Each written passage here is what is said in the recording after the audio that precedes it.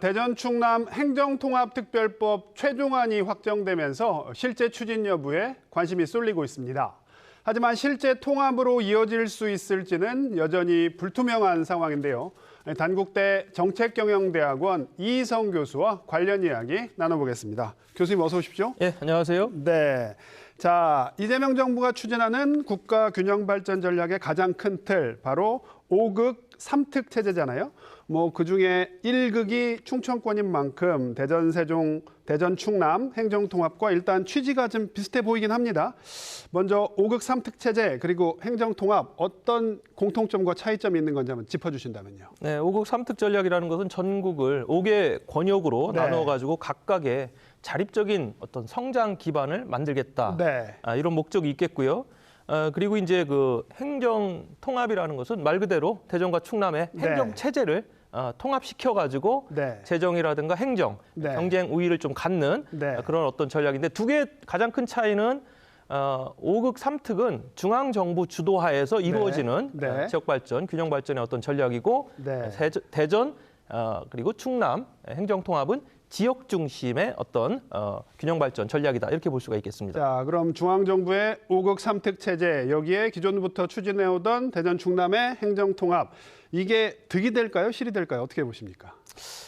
말씀하신 5극 중에 충청권이 포함이 되어 있습니다. 그렇기 때문에 중앙정부 차원에서의 어떤 집중적인 투자 그리고 정책적 지원 이런 것들은 이제 중앙정부가 추진하고 있는 5극 3특과 대전, 충남 행정통합에 대한 어떤 시너지 효과를 낼 수 있는 부분입니다. 그러나 지금 이재명 정부의 대표적인 균형발전 전략인 5극 3특은 기능적 역할 분담에 초점이 맞춰져 있습니다. 근데 이제 지금 대전, 충남 통합은 행정 통합을 전제로 하고 있거든요. 그렇기 때문에 이 5극 3특과 대전, 충남 행정 통합이 한 그 흐름으로 가기에는 조금 어렵다.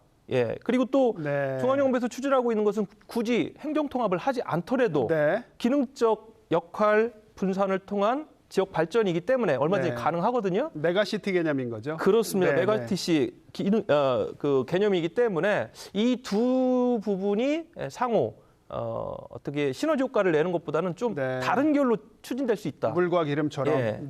이런 우려가 있는 게 사실입니다. 자, 지금 그런 얘기도 해주셨는데 특별법 마련하기 위해서 지금까지 지역을 돌면서 주민 설명회를 해왔습니다. 그런데 사실 설명회 개최 사실조차 모르는 주민도 많아요. 이 얘기는 공감대 형성이 매우 부족하다 이렇게 볼 수도 있을 것 같은데 박정현 부여군수 같은 경우에는 행정통합 자기도 당사자인데 궁금해할 기회조차 갖지 못했다 이렇게 얘기할 정도거든요.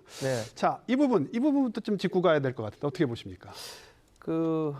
균형 발전이라든가 특히 인구 소멸에 관련된 그런 어떤 이해관계가 있는 기초자치단체 같은 경우는 좀 더 적극성을 띠는 게 사실이에요. 대표적으로 금산군 같은 경우죠. 그리고 금산군 같은 경우는 이전에 대전 통합에 대한 여론도 상당히 높았고 그런 부분에 대해서 좀 적극성을 보이는 반면에 천안시나 아산시, 특히 천안시 같은 경우는 지금 인구가 계속 늘고 있고 70만이 넘어갔지 않습니까? 그리고 2035년에는 80만을 내다보는 그런 도시 발전 비전이 있는 그런 도시에서의 대전 충남 행정 통합에 대한 균형 발전이라는 어떤 대의에 그런 명분에 크게 주민들이 관심이 없습니다.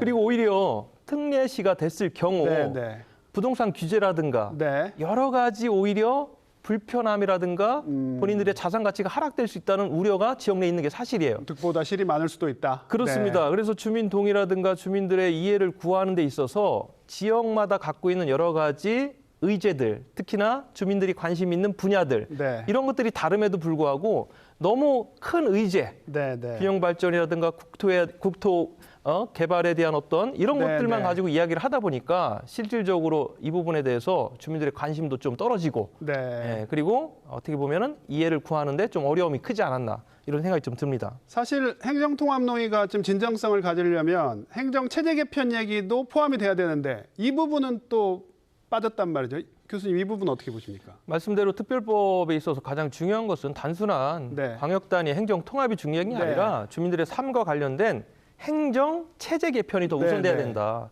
지금 금산군 같은 경우는 왜 대전시하고 일찍이 행정으로 통합을 원했습니까? 원하죠. 그거는 행정체제 개편으로 인해 가지고 대전, 대도시권에서 갖고 있는 여러 가지 문화라든가 경제적 수혜를 받을 수 있다라는 계산 아니었겠습니까? 이러한 부분들이 선행이 돼야 되는데 지금 대전 충남의 이 행정통합을 리딩하고 있는 정치 그룹, 쉽게 말하면 광역의원이나 기초의원들, 행정체제가 개편되면 내년에 있을 지방선거에서 뭐 지역구가 선거구가 조정이 돼버린다. 그러니까 선거구가 조정이 된다는 것은 전체적으로 지역 정치에서는 상당히 민감한 부분 아닙니까? 그래서 이번에 행정통합과 관련된 부분에서 제일 중요한 주민들에게 실질적인 이익이 되고 도움이 될 행정체제 개편안이 빠졌다라는 게 가장 큰 문제인 것 같습니다. 그럼에도 불구하고 대전시하고 충남도는 연내 특별법을 통과시키겠다 이런 목표를 제시했어요.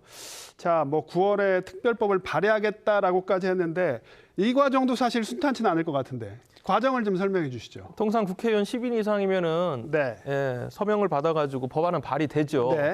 그러나 이제 그 이후에 상임위라든가 법사위, 본회의까지 가는 과정에서는 국회의원들이 협조를 해줘야 되거든요. 민주당 중심의 국회. 맞습니다. 다수당이 민주당이기 때문에. 그러나 지금 국민의힘 중심으로 이러한 일들이 추진이 되다 보니까 민주당 국회의원들은 상당히 이 부분에 대해서 부정적이고 소극적이란 말이죠. 그렇다면 과연 특별법이 통과될 수 있을까? 결국 정치권의 협조를 구하는 부분들이 지금 너무 안 되고 있는 게 가장 큰 문제고요.